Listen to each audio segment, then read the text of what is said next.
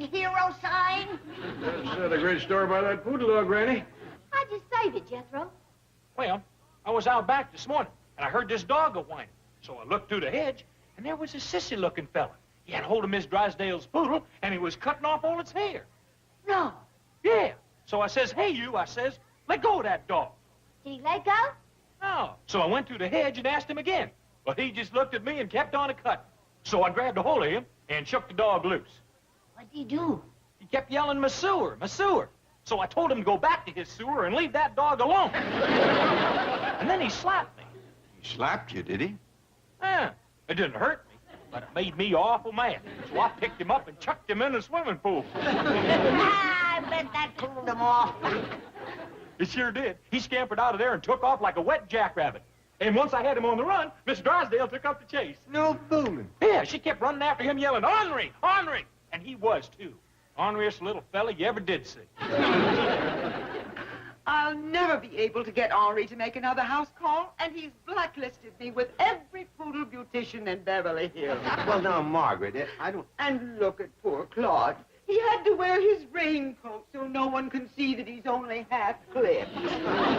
Go to Daddy and let him comfort you. Will you stop calling me that dog's daddy? Milton, how heartless. You're a cruel and unnatural father. What a ghastly morning I've had. The sign people didn't deliver the Welcome Hero banner for the front of our house. Oh, don't worry about that. Now, I've got a tremendous hero's welcome waiting right here at the bank for our nephew. Lance Bradford is my nephew, not yours. Well, I can be a father to a dog, but I can't be an uncle to a hero. Look what I'm spending on your nephew's reception. Electric sign, $1,500. Bleachers, $600. Band, $400. Confetti, streamers. Why, the astronauts didn't have a bigger reception. It's no more than Lance deserves. He's the pride of the Air Force. Jetstream Bradford.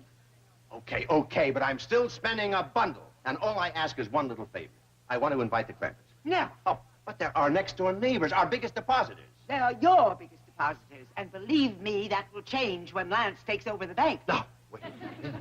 I'm making him vice president, but he's not taking over. That's only a question of time, dear. With his brilliance and daring, with his intelligence and personality, he'll be bringing in accounts that will stagger. Excuse me, Mrs. Drysdale. I'm terribly sorry to interrupt, but your driver just telephoned from the airport.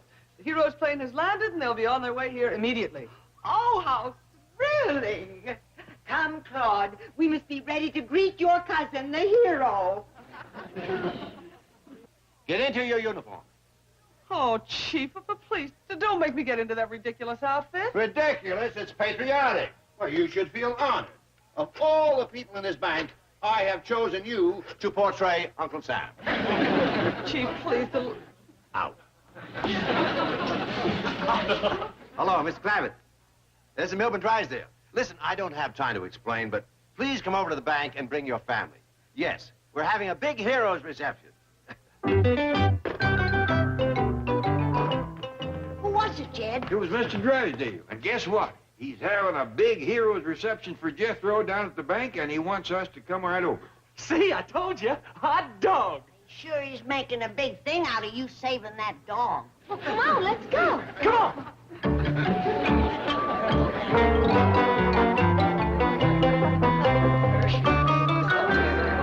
Where's Uncle Sam? Oh. Just out of the way! Get out here in the double! Come out here to the curb. Chief, please don't make me do this. Oh, you look great. Besides, I'm going to give you a bonus.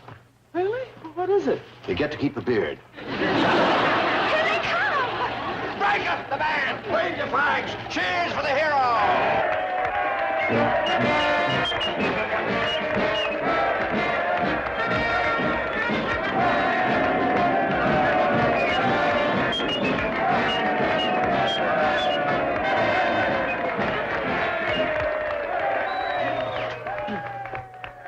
Lieutenant Lance Bradford, Uncle Sam salutes you and thanks you for your valorous service. It is now my honor to turn you over to your new commander-in-chief, the president of the Commerce Bank. Mr. President, Uncle Sam, Aunt Margaret, honored guests, my fellow Americans. I join your ranks today, not as a hero, but as a fellow employee of this great bank. No longer Jetstream Bradford, terror of the skies, but just plain Vice President Bradford. So in the future, don't look up to me as a hero. Look up to me as the boss's nephew. Look up to us, Lance. You're still a hero to us. You're a dreamboat. Welcome to the bank. We'll be seeing you, doll. Lovely ladies, the eagle of the wild blue yonder salutes you.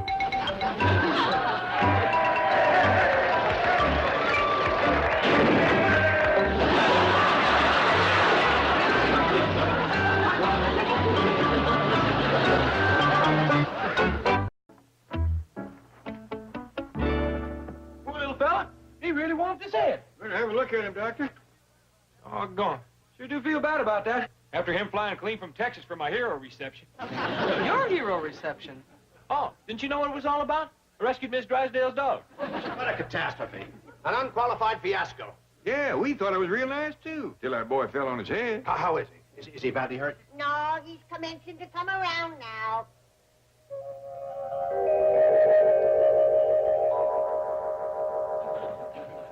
Who are you? I'm your doctor. I thought I was out of the Air Force. Oh, Mr. Clampett, could I ask you and your lovely family to leave before my wife recovers consciousness? Oh, is your wife unconscious? Yes, when Lance fell on his head, she fell in her... She fainted. Come on, everybody. Oh, sure hope you feel better. I just started to. Who are you?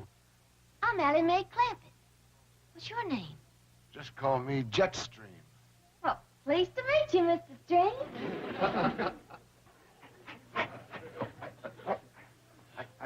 Look at that. The old reflexes are just like lightning again. Well, I think I'll take a look around the bank. Are you sure you're all right? Of course. That's the Air Force training. You crash a plane, you climb right into another one, and take off. Old Jetstream is good as new. Nerves of steel, eyes like a hawk. Just close the door. One thing a pilot's got to have, great peripheral vision. Tricky door. Yes? What? Oh, no. Oh, no. Well, bad news, Chief? Good and bad. My wife's still unconscious. Well, what's the good news? That was it. Well, what is the bad news? Well, all the employees were out front. Somebody robbed the bank. Come on, Jethro. We want to get home. Can't you walk a little faster? Not and drag this dog, I can't. But I told you, Sergeant, we can't give you a description of the robbers. The bank was empty at the time. All my employees were out front cheering and waving pennants, and of course I have security guards. But they were out in front, too, carrying balloons. I know they're supposed to carry guns. Milburn, Just a moment, Margaret. I'm talking to the police. good. I want the Clampetts arrested at once. They tried to kidnap our baby. What? It's true. Jethro was dragging poor Claude out of the bank while the rest of the family waited in the getaway truck. I rescued him just in time. I'll call you back, Sergeant. Milburn, aren't you going to tell the police about the attempted kidnapping? Margaret, stop worrying about the dog. The bank's been robbed. You simply can't put things into perspective, can you? You can't separate the important from the unimportant. Oh, Lance, I'm so glad you're here. Perhaps you can restore order out of chaos. Somebody better. Did you know your employees were all out in the street and your bank was robbed? Yes, I know that. Pretty sloppy way to run a bank. You hear that, Milburn? Lance has been here less than an hour, and already he's put his finger on your trouble. You run a sloppy bank. Thanks. Did you give the police a description of the robbers? No, I can't. I don't have one. Ooh, if you're in the Air Force, you'd be court-martialed. You hear that? If you were in the Air Force, you'd be court-martialed. In fact, I'm pretty disappointed in the entire operation here. You hear that, Milburn? Lance is disappointed in you. I heard him. I don't mind telling you, I'm uptight about this whole setup. I think I'll take the company plane up for a spin and unwind. What company plane? Do you mean to tell me that this bank doesn't have a plane? No. Milburn, how embarrassing. What does a bank need a plane for? An executive jet could give this institution some class. Oh, it desperately needs class, Lance. I could probably pick you up a nice little jet for $500,000.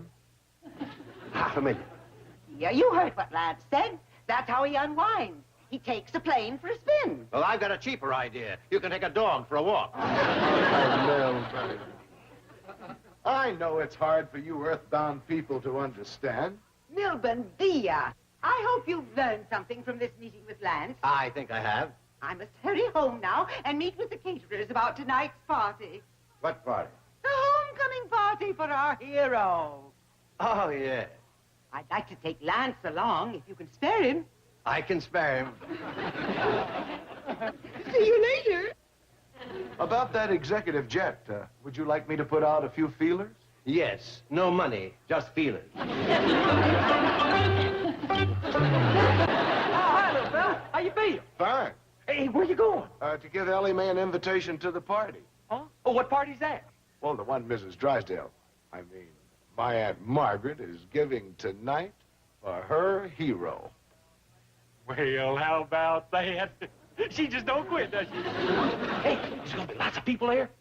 Yeah, big crowd. I wonder if she'd like for me to spray my hair, or brush my teeth, or gargle for her. I don't think she'd like it. I'll do it for nothing. Who are you? Oh, I'm the fella that picked you up when you fell on your head. When did you fall on yours? Oh, hi there, Lance. Hi, Ellie Mae. I came over to invite you to a party tonight. Oh, well, thank you. Is that homemade? Oh, yes, sir. I just got done cutting it up and putting it out to cool. Could I have a piece? Sure, help yourself. I was just going to take this in to Granny, and I'll be right back. Say, would you like to take a swim when I get back?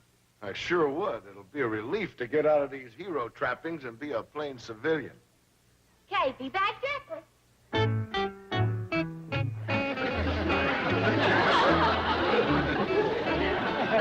Beautiful girl, but she sure makes lousy fudge.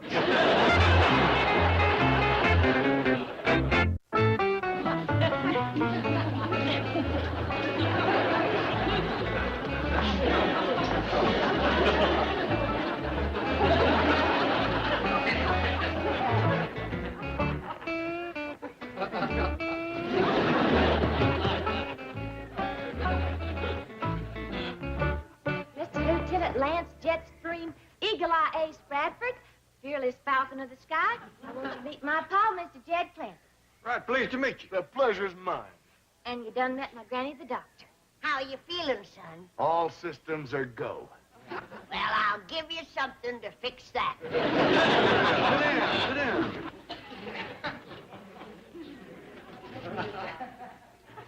You aviators must lead a real exciting life. We live in fame and go down in flame. You don't say. Lance is what you call an ace.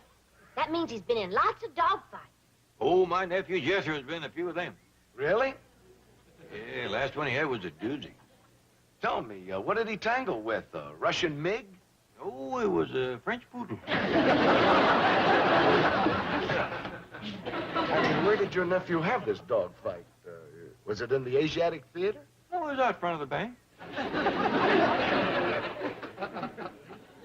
I have a feeling my leg is being pulled. Granny can take care of that, too. Gee whiz, Lance. Sure must be hard to fly them fast airplanes. Well, mostly it's a matter of cool courage, perfect judgment, and the ability to react instantly. You see, when you're flying at twice the speed of sound, you've got to have lightning reflexes. I'm sorry, but I ain't... I'll get it. I got it. Glare from the water. I ain't got the right medicine. I'll go mix up a prescription and be right back. Well, Granny, maybe these two young'uns would like to visit for a spell. Kind of get acquainted. Oh, all right. I'll come over to the Drysdales and see you later. I'm one of the few doctors in Beverly Hills that makes house calls. You don't have to bother. I'm fine. An ounce of prevention. Let's go, Granny. Oh, well, hi, Miss Drysdale. Would you mind taking some pictures of me in front of my hero sign? So that's where it is. Yes, ma'am. It's a little bit high, but if you kind of squat down and shoot up, I think you can get it. But I count 3. Just push this little button right here. You see, I'm going to take these pictures around and get me some television commercials and make some money. 1, 2, 3.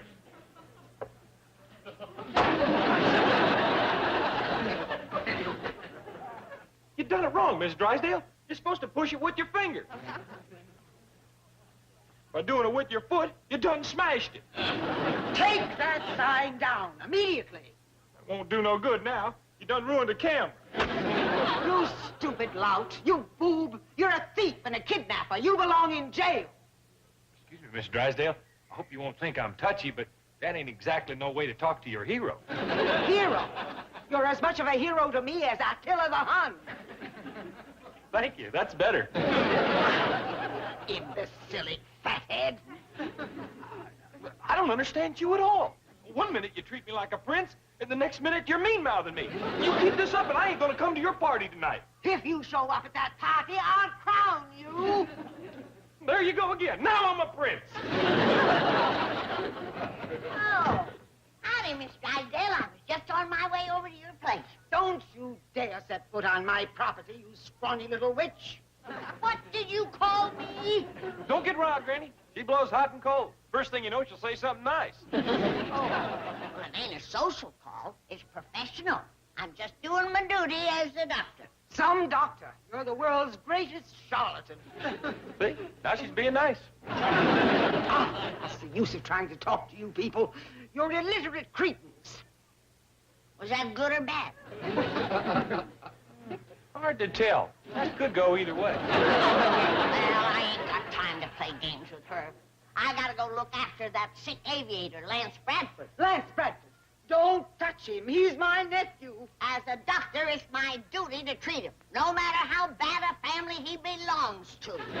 I'm warning you, stay away from Lance Bradford. He's my brother's only son. My blood flows in his veins. Well, let go, or it'll flow down your chin. Stay away. I don't want you or any member of your family to go near him. It's too late, Miss Drysdale. Him and Ella Mae's this close already. What? They's out by the swimming pool in their swimming suits.